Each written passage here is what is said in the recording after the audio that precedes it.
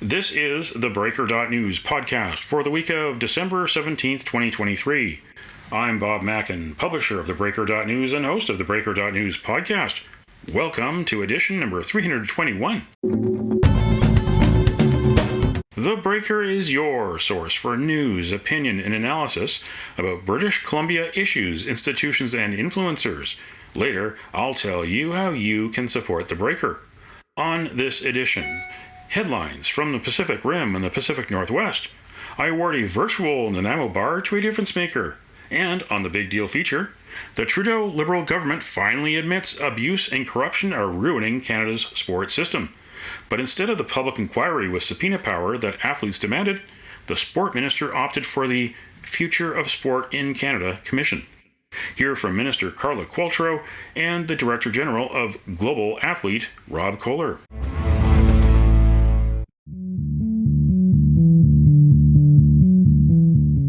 This is the big deal feature on the Breaker.news podcast. It will be an 18-month exercise, some of it in public, some of it not. Will it save Canada's sports system or just tick a box on the way to the next election?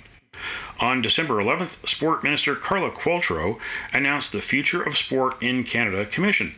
It will cost $10 million to $15 million and be led by a legal expert with 2 special advisors. It is supposed to root out abuse and corruption in federally funded amateur sport, but will it? Here is Minister Qualtrough from the news conference in Ottawa. It's not a public inquiry under the Public Inquiry Act. In fact, it's expressly not, and you'll see that referred to in the terms of reference. This commission is modeled after the Truth and Reconciliation Commission. It's trauma-informed, victim-centered, forward-looking.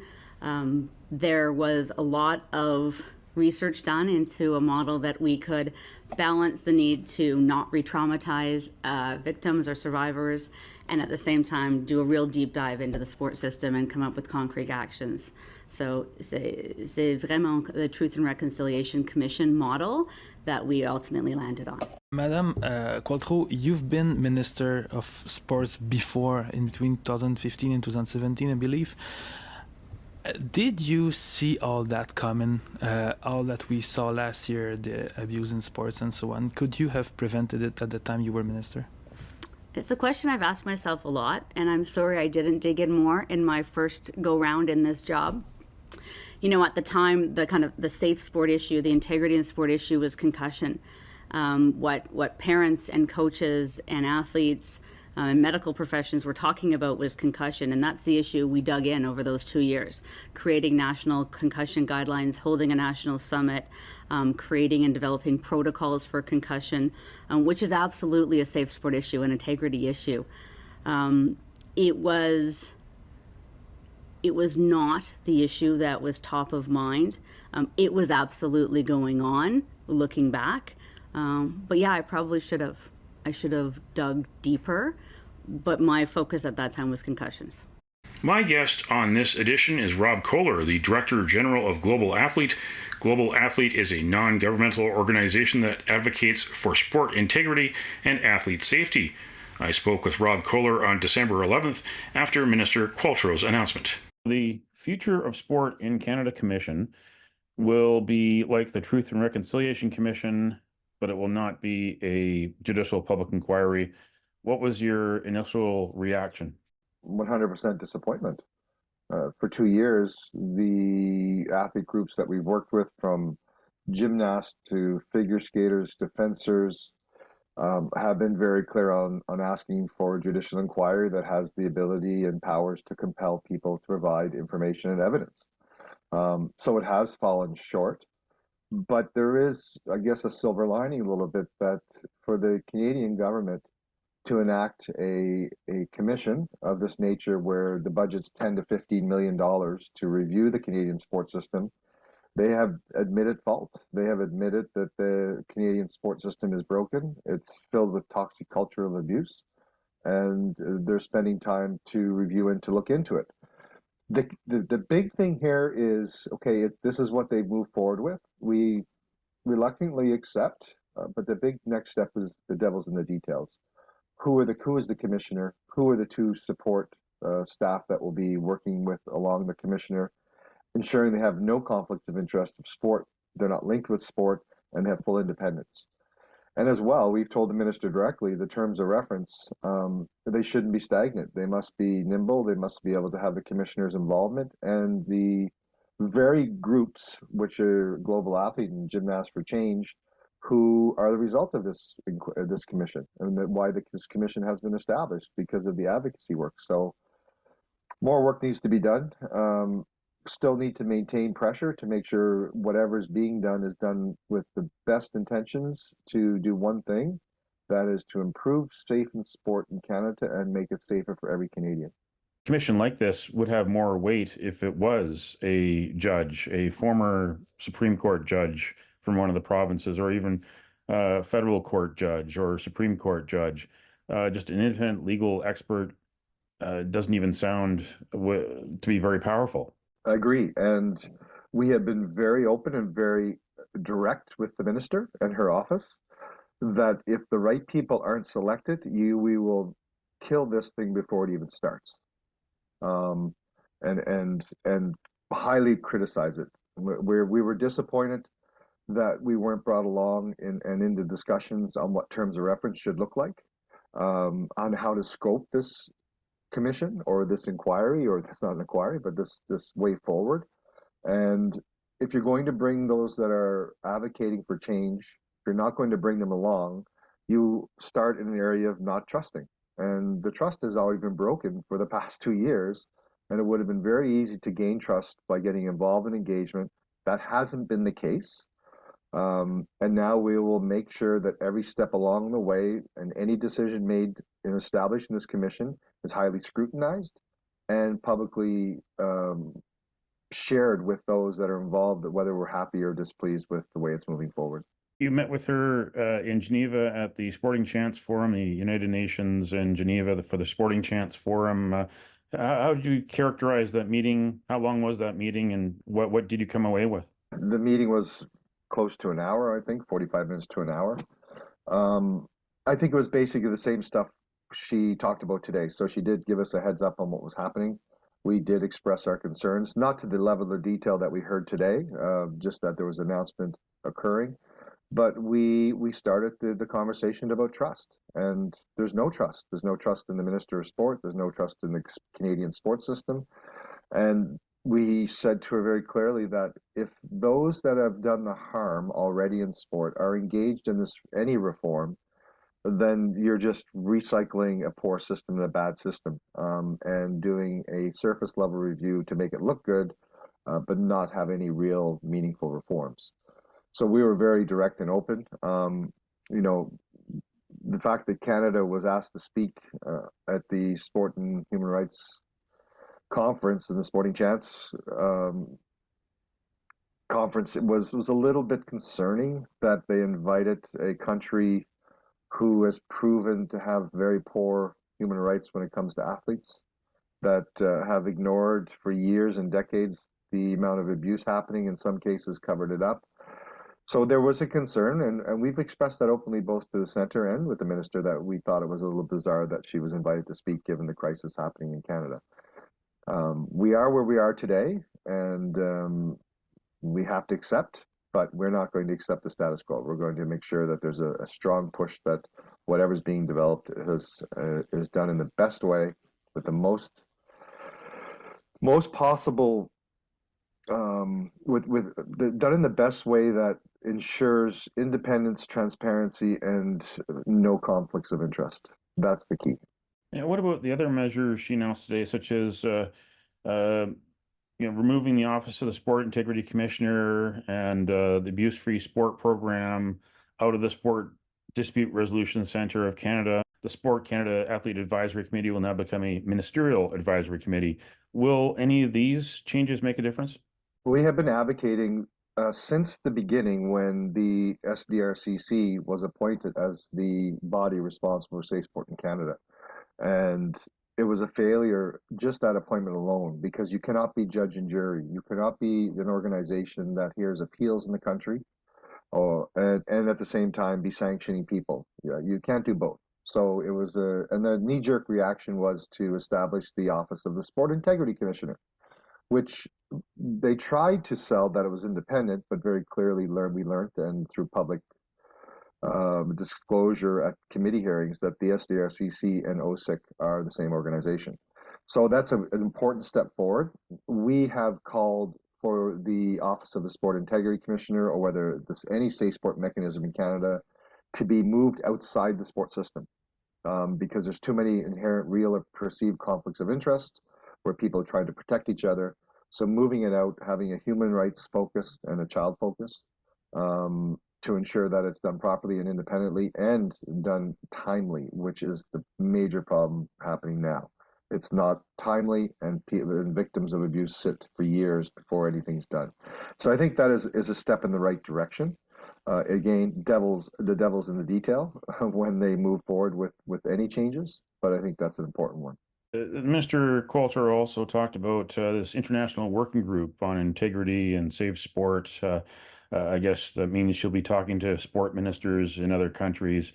Do you think that she has any energy to do this, or any political clout to do this, to talk with other sport ministers to actually get something like this happening? It's. I was involved when Canada, not with the Canadian government, but with the Canadian Anti-Doping Program and then the World Anti-Doping Agency, when the Canadian government started an international cooperation group on anti-doping, where they gathered the countries of like mind to discuss reform, and which end up leading to the creation of WADA. In over the long term, it ended up in creating ISO standards for anti-doping through countries and agreements. So there was a collective. I think it was useful. It was eventually disbanded because there was no need for it. So I think that could be a beneficial thing to help other countries, but surely Canada shouldn't be leading it right now, given that Canada's still trying to figure out what they want to do internally.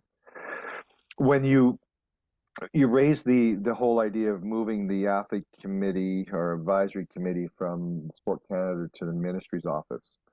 We're a little tired of athletes being used as advisors. If athletes really are that important, then athletes should not be just advisors, but athlete groups, representation groups should be involved in a collective approach where it's a 50-50 partnership, not just advising. If you really want athletes to be a member and be a part of decision making, then give them half the power to make those decisions, not just advisory. And a lot of times, I've seen these things in the past. I'm not saying this is going to happen with what the ministers just announced, but in the past, what happens is organizations bring athletes they know that have been groomed through the system to continue and support the current status quo. So it creates this false sense of athlete involvement, athlete engagement. We listen to the athletes, when in fact, if you only have 5 or 6 or 8 around the table, they actually don't represent athletes. They represent themselves and their opinions. And it's not how collective decisions are made. So I don't put a lot of stock in those commissions or those advisory groups. I think they're surface level and more ceremonial in nature than anything else. Yeah, the minister was asked, because this is her second time around as the sport minister. She was original sport minister in the Trudeau Liberal government from 2015, was there for a couple of years, and then was moved to other portfolios. And now she's back as of the summer when the cabinet shuffle happened. She was asked why she didn't take greater interest in this issue during her first time around. She said that she regretted that she didn't, and that at the time, the issue of concussions in sport was really what she was focused on. As much as concussions were an important issue at the time, shouldn't they have had the ability to multitask? I mean, this is exactly why we've been calling for an inquiry, because the role that Sport Canada has fulfilled in the country has been ceremonial. It has not been proactive thinking. It hasn't been looking at change for the better. It hasn't been wanting to make a deep dive in how money's being spent and who's made accountable. It really hasn't done anything to create a better sports system. In fact, what it has done over the years is to divert attention and responsibility to non-governmental organizations like Own the Podium and the Canadian Olympic Committee, where they are deciding where funding is going. And if you are a Canadian person, taxpayer, and you have private organizations or non-for-profits deciding where the Canadian government money goes, I think that's questionable. And the fact that they don't have the capacity, I think, of course, they have the capacity to manage various issues. It's the willingness to do so. You raised the whole idea of the broader integrity issues, and I flag this now, and I'll flag it again. But do not go down the route in Canada to have a larger umbrella integrity organization that takes on everything, such as anti-doping, match fixing, abuse in sport, anything you look at integrity issues. It cannot be one organization to manage all of that. When you have abuse in sport, it's a very different thing than when you have doping in sport. Both affect the integrity, but the way they're dealt with and managed are very different in nature. If you're an anti-doping person, you're catching the cheats, you're trying to protect the clean athletes. If you're a safe sport person, you're trying to expose the truth and suspend those who have done harm. So one is going after athletes, the other is protecting athletes, and the two don't meld together. So I think we need to be very, very careful and watch that space carefully, that this is not the route Canada is going. Because if this is the route Canada is going, to give ultimate power to one organization, I think we're in trouble. The safe sport issue is not a sport issue. It's an abuse issue occurring in sport, and that's why we've continued to ask for it to be outside of sport when it comes to reporting abuse. There's too many inherent conflicts of interest, and it's a small community to have independence when you leave it inside sport. Looking at the schedule for this, the minister announces in December 2023 that this commission will have an 18-month mandate, and that brings it to the middle of 2025. The next scheduled federal election is October 2025. The next year in 2026, the FIFA World Cup. Vancouver and Toronto are both host cities of the World Cup, being hosted by Canada, US, and Mexico. How do you think that dynamic might affect the way this inquiry goes one way or another? And could it have also affected the composition of the inquiry, that if there wasn't an election around the corner and if there wasn't a mega event coming to Canada, could we have seen a public inquiry? It's a good question, and I don't have the answer to that. As I said, we are disappointed that the public inquiry is not happening, because that would have been the best tool to really, if you really want to expose the truth, to use. The decision's been made, and as we move forward, like, we are not going to let this government or any government off easy when they make an announcement to say they're going to look into the abuse in sport, when they say they're going to appoint certain people. The gas pedal is still fully down. It's still fully pushed down. We have to recognize the announcement today with disappointment, but we're not letting off, and we're going to continue to pressure to make sure every step of the way is done in the interest of survivors, athletes, and advocates who have been demanding change and total wholesale reform throughout Canadian sport. That was Rob Koehler, the Director General of Global Athlete. What do you think? Email bob@theBreaker.news.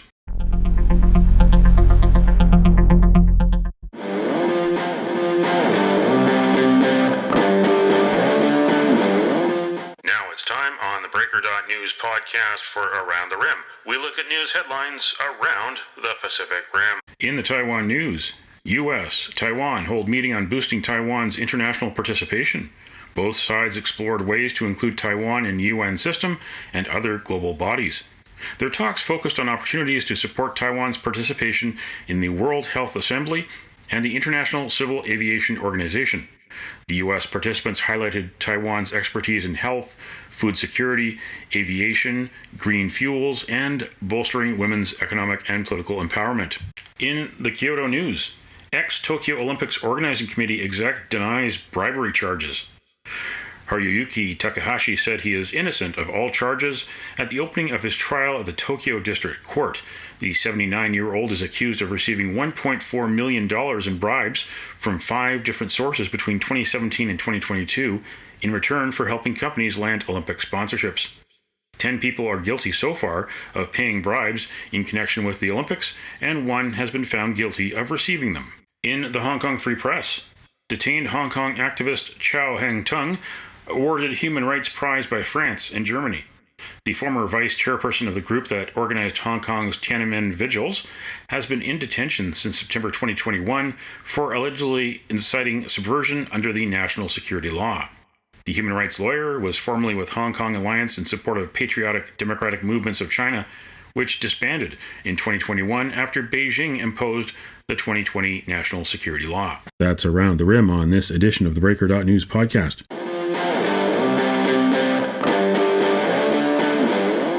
Now it's time on the Breaker.news podcast for Cascadia Calling.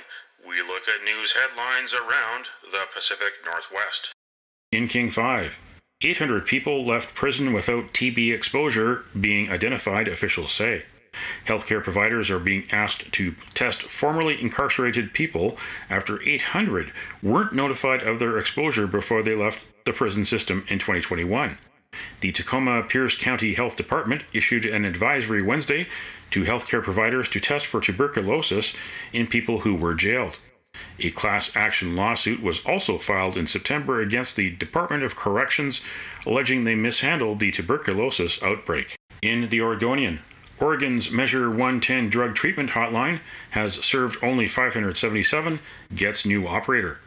Oregon's state health officials are overhauling the state's underutilized Measure 110 hotline for connecting people with drug treatment services amid public calls for repealing or reforming the law, which decriminalized minor possession of drugs and funneled millions of tax dollars into substance abuse treatment and services. In the Times-Colonist, Victoria's Rink of Dreams given trial run ahead of Hockey Day in Canada. It took 10 volunteers about 2 hours to construct the half rink. The full rink will take about 4 hours to put together on January 15th at Ship Point. It will be a centerpiece of the Scotiabank Hockey Day in Canada in Victoria from January 17th to 20th. The 4-day, $850,000 Festival of Hockey will conclude with the day-long nationally Sportsnet broadcast and Ron MacLean hosted event around broadcasts of all 7 NHL Canadian teams and a Victoria Royals versus Kamloops Blazers WHL Junior game. That's Cascadia Calling on this edition of the Breaker.news podcast. Don't matter what color you are, 'cause love will conquer hate, so you won't stand alone. You won't stand alone. The virtual Nanaimo Bar, brought to you by Spruce Hill Contracting. Every week we end the Breaker.news podcast on a tasty note by awarding the goodness of a virtual Nanaimo Bar to people making a difference. A virtual version of the province's favorite dessert bar goes this week to the Lower Mainland Christmas Bureau, which collects games and toys for less fortunate girls and boys since 1930. Go to lmcb.ca to find out how you can help this Christmas time. You can nominate someone for a virtual Nanaimo Bar. Send me an email to bob@theBreaker.news. Spruce Hill Contracting, custom homes and renovations. Find more information at sprucehill.ca.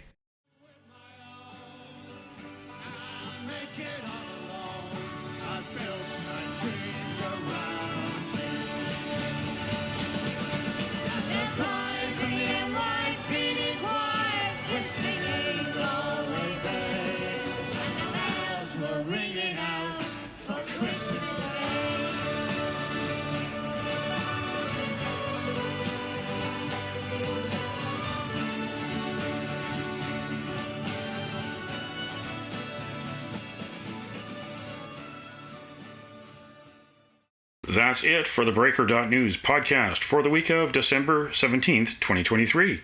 I'm Bob Mackin. Thanks for joining me. Did you know that on the 17th of December in 1989, The Simpsons debuted on Fox Network with the episode Simpsons Roasting on an Open Fire? No! 758 episodes and counting, one of the longest running TV shows in history. Now you know. Send me your feedback, send me your story ideas to bob@theBreaker.news. Bookmark theBreaker.news. You can also find us at theBreaker.ca. Sign up for the free email newsletter and get updates to your inbox, or follow The Breaker News as it happens on X, formerly known as Twitter. And you can support The Breaker for as little as $2 a month. For more information, go to patreon.com/thebreakernews. That's patreon.com/thebreakernews. Until next week.